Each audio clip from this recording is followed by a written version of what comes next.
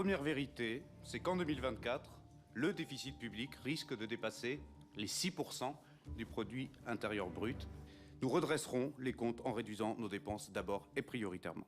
Sur les 60 milliards d'économies nécessaires pour amener le déficit à 5% du PIB, la revalorisation des retraites de base n'aura pas lieu le 1er janvier prochain, mais le 1er juillet.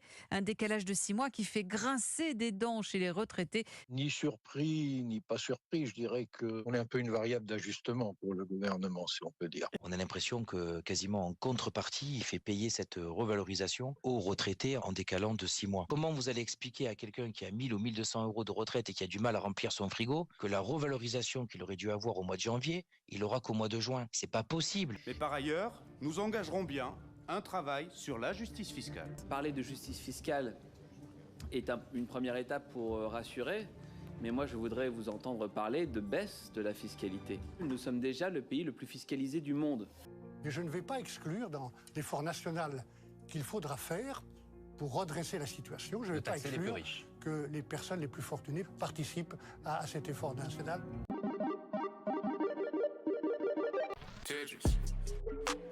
Dans le projet de loi de finances transmis il y a quelques heures au HCFP, au Conseil des finances publiques, le gouvernement prévoit un report de l'indexation des pensions de retraite sur l'inflation au 1er juillet, au lieu du 1er janvier habituellement.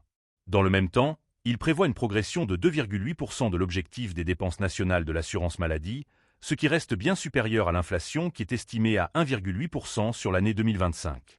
Toutes les composantes de la dépense publique seront mises à contribution dans l'effort de réduction du déficit public. Pour réduire ce dernier de 6,1% en 2024 à 5% dès l'année prochaine, le gouvernement souhaite diminuer les dépenses de 60 milliards d'euros en sollicitant les ministères, les opérateurs de l'État ou encore les collectivités locales. Et les administrations de la sécurité sociale n'échapperont pas à cet effort de grande ampleur selon leurs déclarations. Mais quelles sont les raisons de ce report et quelles en seront les conséquences pour les retraités? Cette décision, qui a suscité de nombreuses réactions, s'inscrit dans un contexte de rigueur budgétaire et de recherche d'économies pour le budget 2025. Il est important de notifier que ces diverses mesures interviennent suite au surendettement de la France au cours de ces dernières années. Pas loin de l'état de la Grèce il y a quelques années, la France fait face à des défis économiques importants. Traditionnellement, les pensions de retraite sont revalorisées chaque année au 1er janvier pour tenir compte de l'inflation. Cette revalorisation permet de maintenir le pouvoir d'achat des retraités face à la hausse des prix. Cependant, cette année, le gouvernement a décidé de décaler cette augmentation de 6 mois. Ainsi, les retraités devront attendre le 1er juillet 2025 pour voir leur pension augmenter. Cette décision a été diversement accueillie. Au Sénat, les réactions ont été moins virulentes que prévu, certains élus comprenant la nécessité de faire des économies dans un contexte budgétaire tendu. Cependant, du côté des syndicats et des associations de retraités, la mesure a été vivement critiquée. Ils estiment que ce report pénalise les retraités, dont beaucoup peinent déjà à boucler leur fin de mois. Pour illustrer l'impact de cette mesure, prenons l'exemple de la revalorisation de 5,3% des pensions en février dernier, qui avait représenté un surcoût de 14 milliards d'euros pour les caisses de l'État.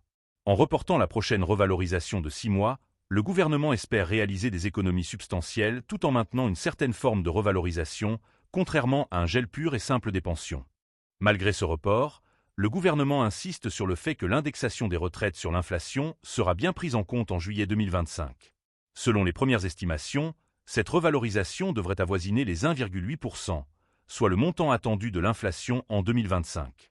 Cependant, cette mesure soulève des questions sur la capacité des retraités à faire face à la hausse des prix durant les 6 premiers mois de l'année.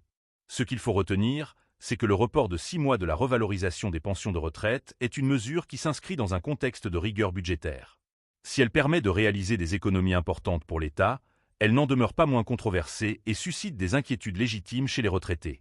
Il reste à voir comment cette décision sera perçue à long terme et quelles seront ses répercussions sur le pouvoir d'achat des retraités. Qu'en pensez-vous? Cette mesure est-elle justifiée selon vous ou pensez-vous qu'elle pénalise trop les retraités? Merci de bien vouloir partager vos avis avec nous en commentaire. Avant de partir, n'oubliez pas de mettre le petit pouce bleu et de vous abonner pour ne plus rater nos prochaines vidéos. À bientôt pour de nouvelles actualités en feu.